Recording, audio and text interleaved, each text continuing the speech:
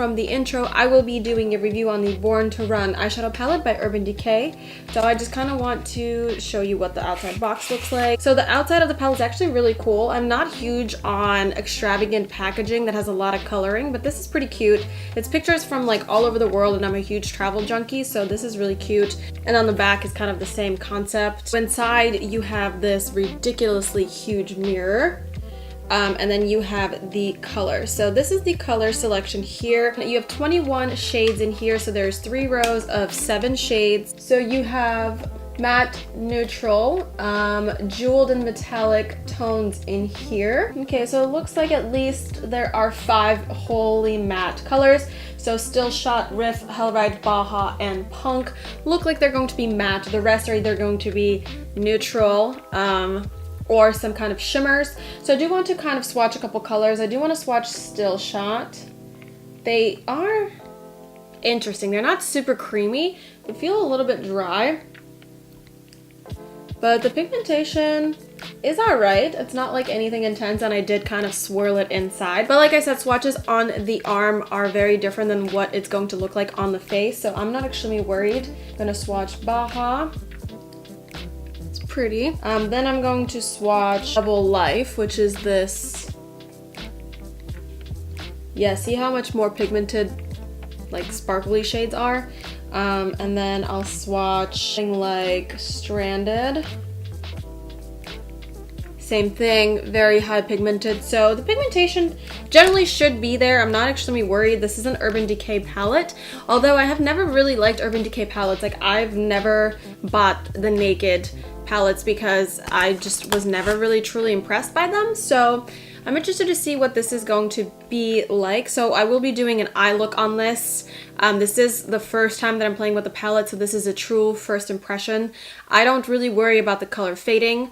I don't really ever see a problem with that, but really blendability is my #1 concern, how much, you know, kickback colors have. So I will be doing some kind of look. What kind of look? I have no idea, but I'm gonna zoom you in so that you can see my eyes, and I'll play around with the colors and kind of do my overall first impression wrap up, and we'll go from there. So I'm gonna zoom you in, and so if we could just not pay attention to my super shit eyelash extensions, that would be fabulous. There'll be story time on that soon, I think. It is about 100 degrees in my room, so if I start sweating profusely, let's not worry about that. First, I'm gonna go in with, first I guess I need to decide on some kind of color theme. I feel like I do so many warm toned looks that I'm kind of almost drawn to this right here. So I almost feel like I'm gonna go in with the Weekender, and then the Riff, and then Good As Gone. So then maybe almost do like a halo eye. So I'm gonna go in with the Weekender, and kickback wise, it's pretty intense. If you can see, like, there's particles that are kind of all over, but that's not my biggest concern with shadows. My biggest concern with shadows is blendability, unless there's just like an intense amount of kickback, like the Subculture, where you're literally losing just product every time that you use it. That doesn't really seem like a problem right now, so I have a little bit of product on my eye. Blow some of it off and start kind of working on this halo eye. Super muted color is really not gonna do shit. I think I'm gonna use that kind of at the end to blend out the edges to make everything seamless. So I am gonna go into Riff instead, and same amount of kickback. Oh my god, my eyelashes look so busted. Oh my god. So these are blending out really nicely. They're not looking choppy at all.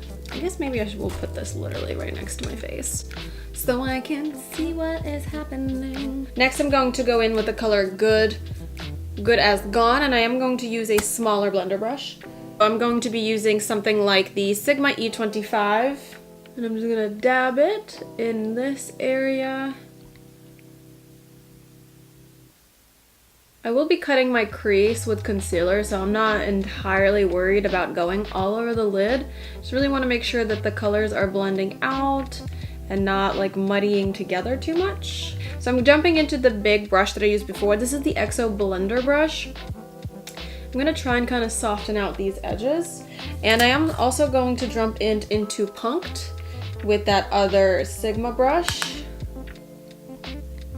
and do the same thing. Kind of try and warm this up a little bit because I feel like Good as Gone was almost like a cooler toned brown black, and I do want this to be like a warm look. So I am not seeing any kind of crazy fallout using these dark colors, which is really good because I obviously did my foundation before this, and it's always a hassle and a bummer when you do your face and you do your eyeshadow that has a ton of fallout and you're like, you just have to redo your face. Which is poor planning on my end, but I'm sunburnt and I didn't want to come in here looking like a tomato, so I did my face. I think I'm gonna go in more with Riff, kind of feather out this color out here, add a little bit of this brown into the crease. So I am gonna pick up my concealer, and I'm also gonna pick up like a concealer brush like this, and I'm gonna just kind of dab my brush into the concealer and cut this middle of the crease.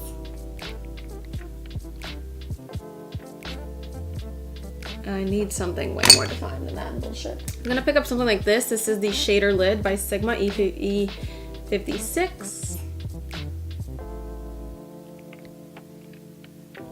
And I literally think with this heat in my room, I'm just like legit suffocating. And I think with a finger, I'm gonna go in with Wanderlust. And because my finger is fat, I'm also gonna go in with a brush and kind of fill this in. And before I spray anything else and put anything else there, I'm gonna go into Punked again. I'm gonna blend out these edges. Cool. And then what I'm gonna do is I'm gonna spray some Max Fix Plus onto that same brush, and I'm gonna go in with the color Big Sky and put that right in the middle. I'm gonna dab the other side of that in there. Pick up some of that pigment.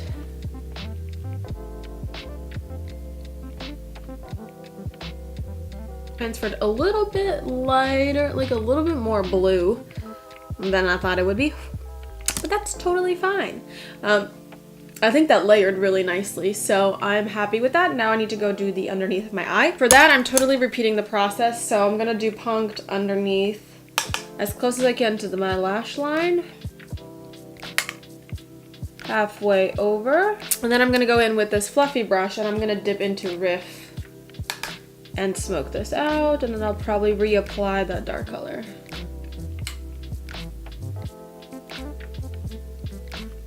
And then taking this big fluffy brush, I'm gonna dip into the Weekender, which has like the most amount of kickback, and really try and seamlessly blend this edge out. This is going to be a really good fixer shade. For the inner corner, I wanna go in with Stranded. So I'm taking a little blending E36 by Sigma, and I'm just gonna blend this into the corner. I'm gonna drop that right underneath the eyebrow. So I think this eye is pretty much done. I think I might just take that jet color, this black right here, and I'm going to kind of dab this like right on my lash line to kind of tightline it.